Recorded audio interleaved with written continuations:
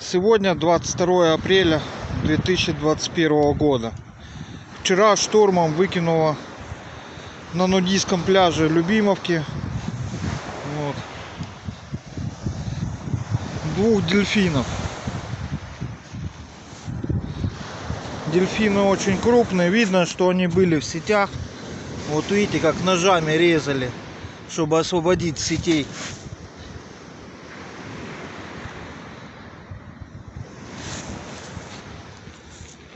Вот крупный самец. Не знаю, такая туша, ну килограмм 300.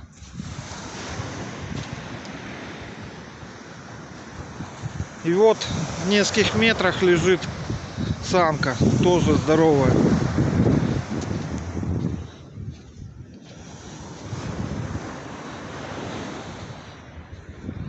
Это вот рыбачки ставят сети, а потом, когда достают сети, запутанных дельфинов, уже умерших, выбрасывают в море и штормом их выносят.